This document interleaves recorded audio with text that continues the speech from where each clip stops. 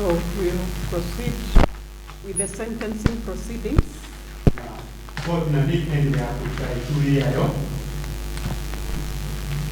So the accused persons in this matter were tried and convicted on the allegation of murder, contrary to Section 203, as read with Section 204 of the Penal Code.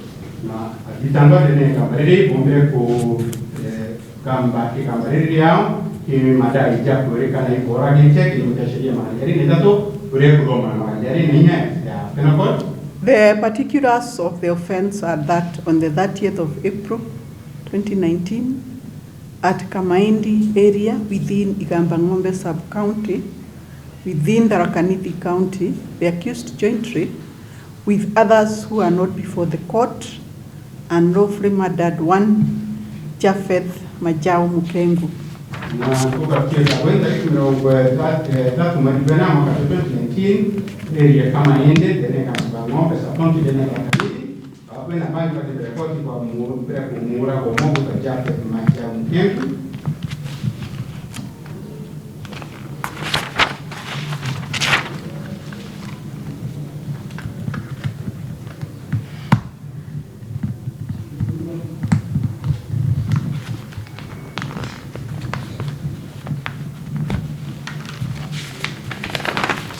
So the accused persons denied the charge, and they have been tried and convicted for that offense.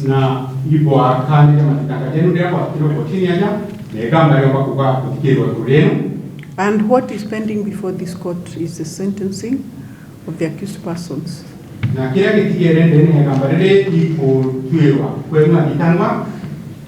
And to this end, the court called for pre-sentencing reports by the probation officer.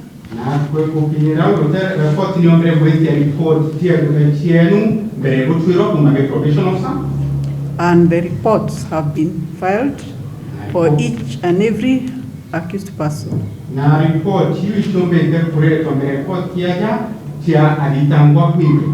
I have considered those reports. The first report is for Gerard Jeru Wimbua,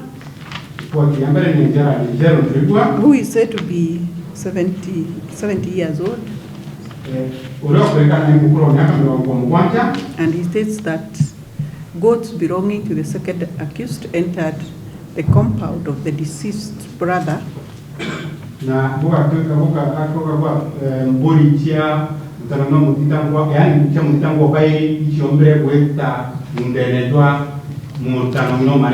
They were locked up but were later returned to the owner by the wife of the brother to the deceased.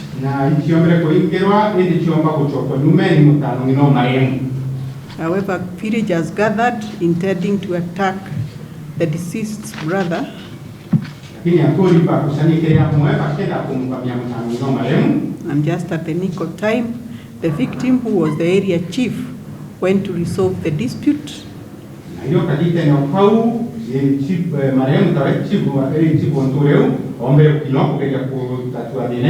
cautioned the villagers against entering his brother's compound. They were, however, agitated, whereby they attacked the chief, and he died on the spot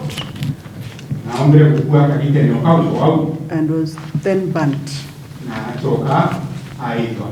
He states that he understands the gravity of the offense and regrets its occurrence,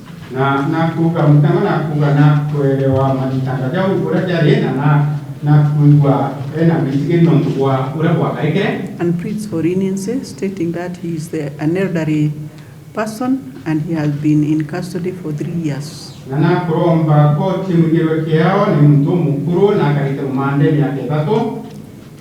per that report, the community attitude towards the offense is that a lenient sentence will enrage residents and the family of the victim in equal measures.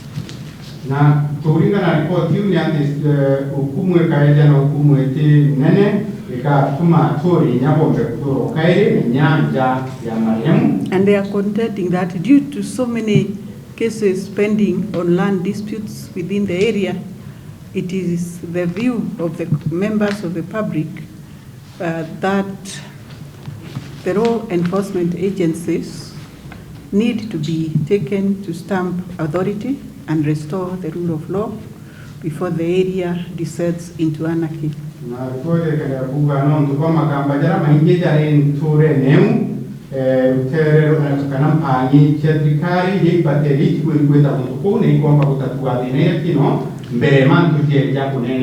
they therefore urge the court to give a deterrent sentence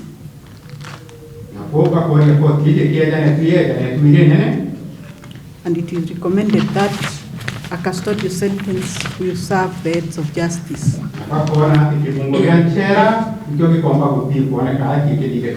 The second report is on Julius Boro Kinanga. He is said to be 70 years old. And the report confirms that his goats strayed in the home of Gekware, who is a brother to the deceased in this case.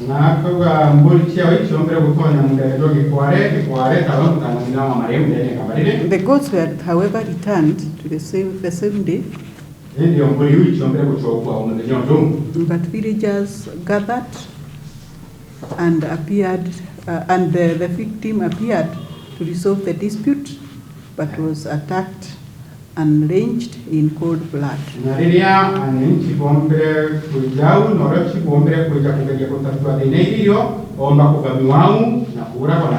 The accused pleads with the court for leniency, and the community calls on the court to pass a deterrent sentence.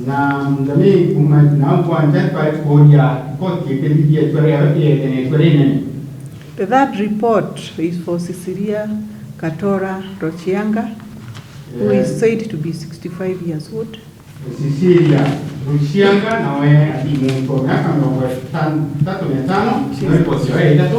She's the wife of the first accused in this case. She confirms that she understands the gravity of the offense and regrets the occurrence of the offense. And she pleads for leniency. And next is the report on Lea Muthoni Njagi, Ngigi, who is said to be 52 years old. She also pleads for leniency. And also the next report is for John Ndika Kirema,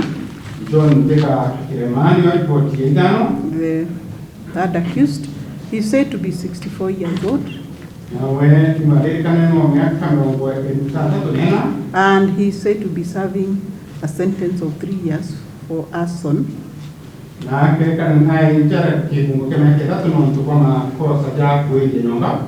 The community has no respite for him and urges the court to pass a deterrent sentence.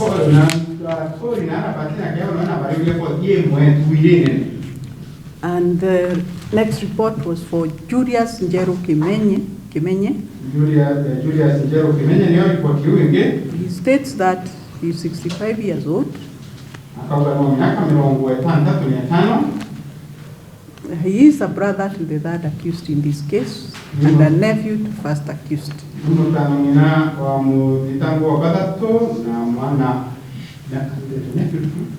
First accused. The accused pleads for leniency. The community attitude is that a deterrent sentence should be imposed.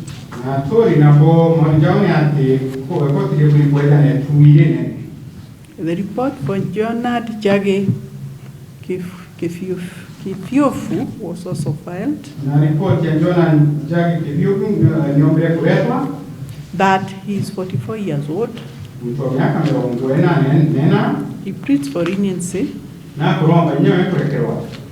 The probation officer recommends a deterrent sentence. Na report ya probation ni bodi ya mnabu aiwe tuli kanekano kere nene. Then we got the report of JDL Munywa Munugu, Kwena JDL Munywa Munugu na report ya weria, who states that he's 68 years old. Urea iwe na miaka mirongo itandatu n'inana. He understands the gravity of the offense but pleads for leniency. Na kuelewa litogoma litangajaraja mtalitangina jona na kurombo rekeri. And finally, the report on Tom Kinyanjoka, named accused, states that he is 41 years old. Na report ya mjene Tom Kinyanjoka. He has a family which has broken down due to his incarceration. Na mtomeka mwana ni mwana aliuka na njadi ni unekere kuumani na kuingiro kwawe. Says he's remorseful Na tukana kujuta na tukeraja akarike. And pleads for leniency. Na kuromba koti wigero kiawa. And regrets the circumstances in which he finds himself. Na kuwigira no kuumani na hajiria kuchira hadi kutaidi. The reports by the probation officer have also captured the impact this death has had on the family of the victim. Na report iwe probation inyani kuona nyorito kwa anduja ura ya yukiwe inja ya maremu. The report states that the victim's family, who have lost their sole breadwinner, are in a most cruel manner, are suffering. Some of the children had to drop out of school. Na bake ripoti kaendelea kuuga mshejwa marehemu urea uombile kukua kukurukira ndia ya kiunyama na urea wale mumenyeri wanjeyu ana bamwe bawe bombile kutika idomo. Another had to discontinue his master's program. Umo waona tigire na rekanile na kuendelea na kidomo kwa master's university. It's also stated that they have not known peace since this offense was committed. Na sitiri patomba kumiona kuma mandari ya karike. They are traumatized. Na ipa kuigwa yani bana kieva kumani na daraja ya karike.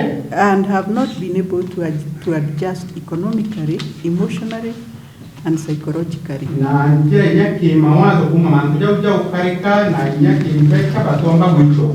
The state, through the learned counsel, Ms. Njeru, has urged the court to consider that the deceased was in a formal employment and sole breadwinner of his family.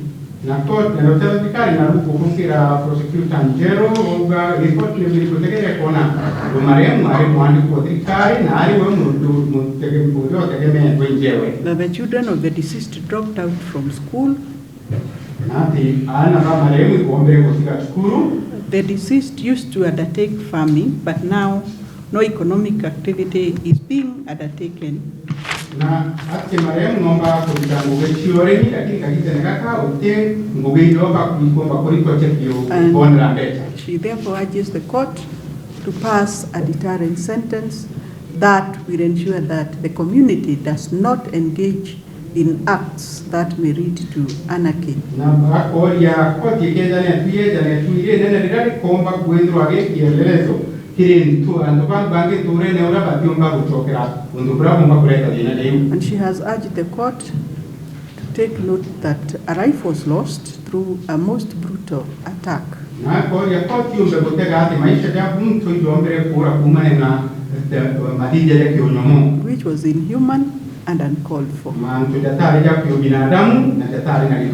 The accused submitted their mitigation before this court through their learned counsel, Mr. Ashaba.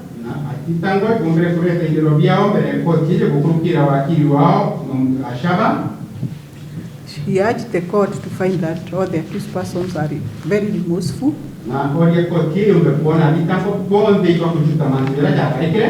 And he has also pleaded with the court for leniency and to consider an uncustodial sentence or a hybrid sentence.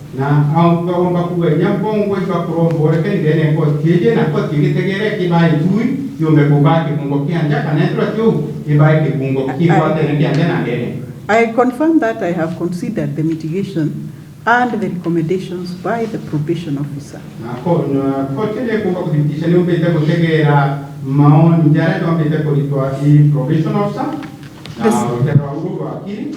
The sentencing objectives in Kenya have been captured in the judiciary sentencing policy guidelines. Na njira ya kufiwa kwa ditangwa ni umbete kulitwa ile ne sheria ya Kenya ki muongozo tauria makano kita kuikueleza, which is at page 15 of the guidelines.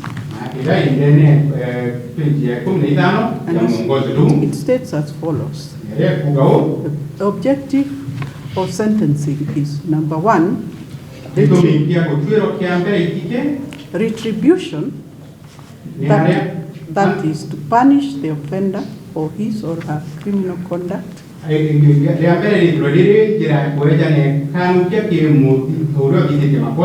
a just manner. Number 2, it is deterrence. This objective aims to deter the offender from committing a similar offense subsequently.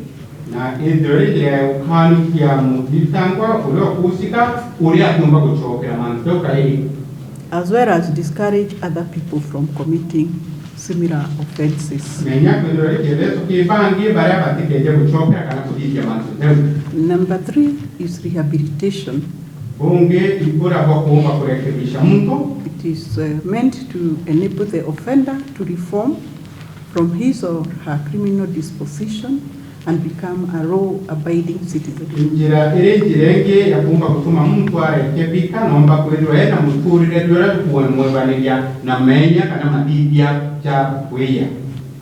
Number 4 is restorative justice, to address the needs arising from the criminal conduct, such as loss and damage. And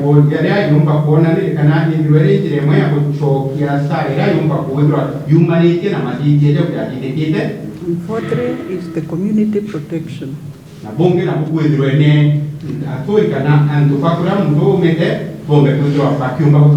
This is aimed at protecting the community by incapacitating the offender.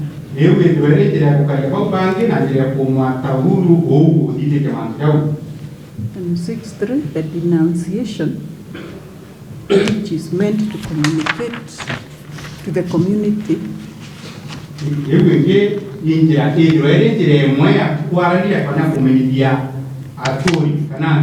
the condemnation of the criminal conduct.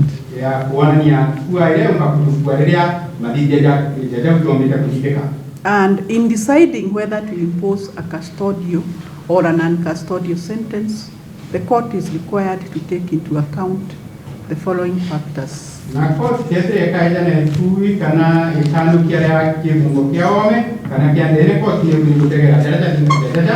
That is the gravity of the offense, criminal history of the offender,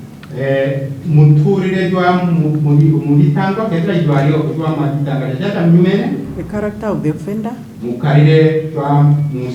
protection of the community, offender's responsibility to third parties,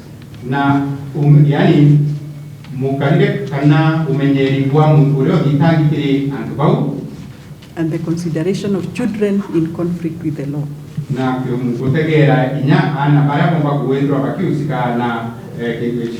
I have considered these objectives, and from the social inquiry reports which were filed by the probation officer, there are no two ways. The community is crying for nothing less than a deterrent, wrong custodial sentence to punish the offenders and discourage the community from such acts of lawlessness.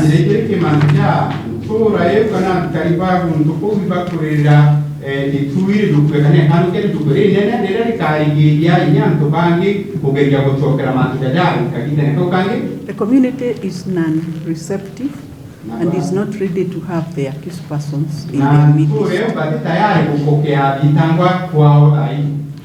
It my view that no amount of wrongdoing, real or imagined, that calls for the amount of brutality that was visited on the deceased.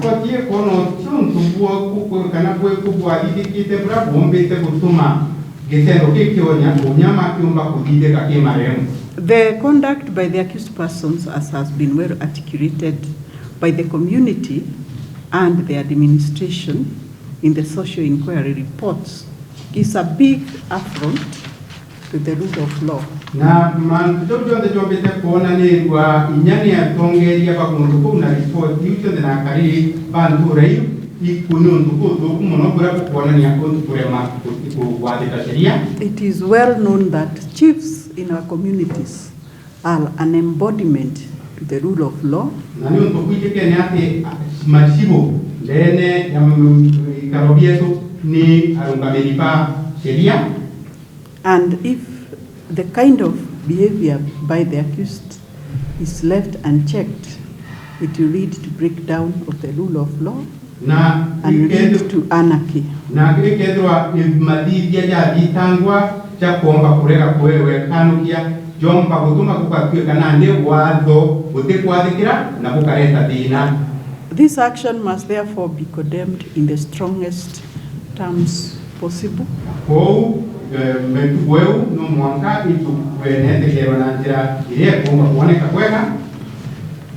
The accused, some of them are elderly people who should guide the society other than being in the forefront to break the law.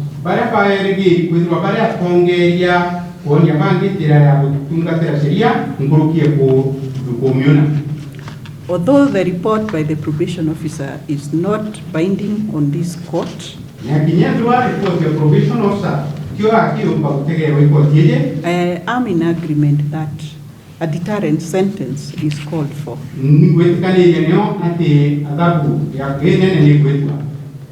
Section 203 and 204 of the Penal Code provides for a death penalty. And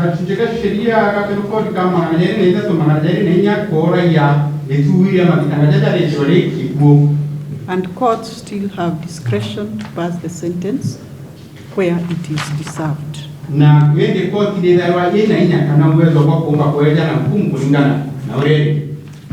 The Section 204 states that a person convicted of murder shall be sentenced to death. And as such, the death sentence is still in our books.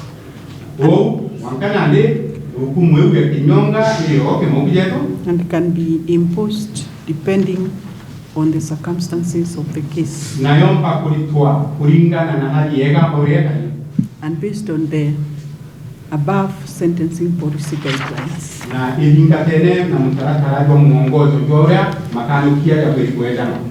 On passing sentence, the court has to treat the accused persons in the same way and avoid disparity of sentence.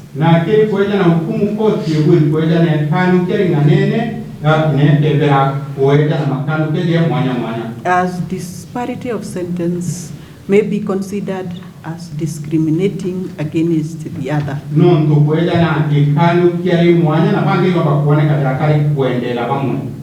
And in any case, in the court judgment, I did find that all the accused persons participated actively in acts that led to the death of the deceased.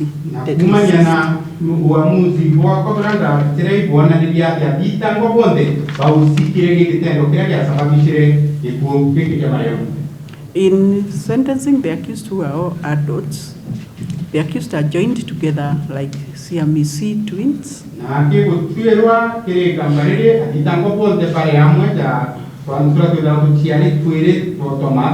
And must suffer the same fate. I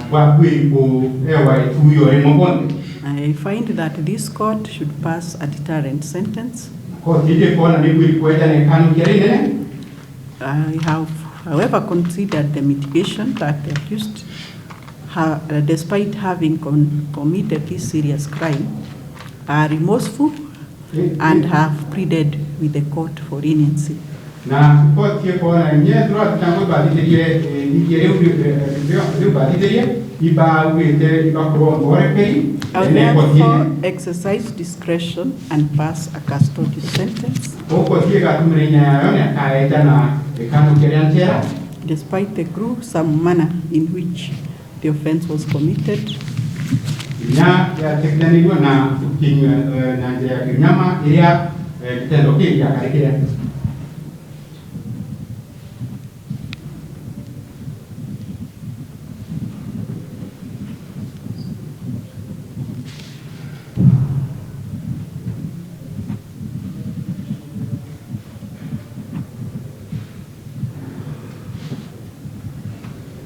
So I sentence each accused to serve 30 years imprisonment.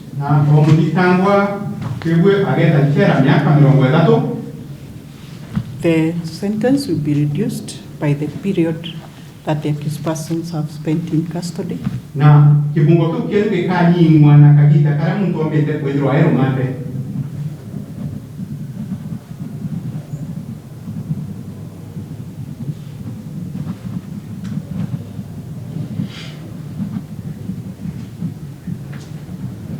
You have right of appeal within 14 days. Na wenantuko ekomenya omuntu kodi appeal aigwa tanganirwa ni ura kodi yegwa. And that is all. Abu ibu wa mtu kwa court.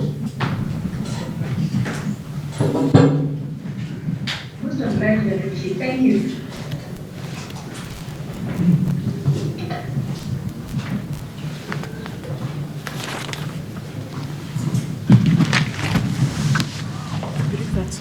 That's what that's for now.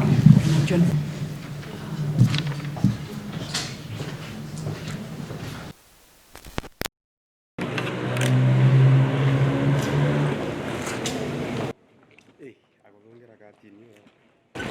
¿Tienes bien?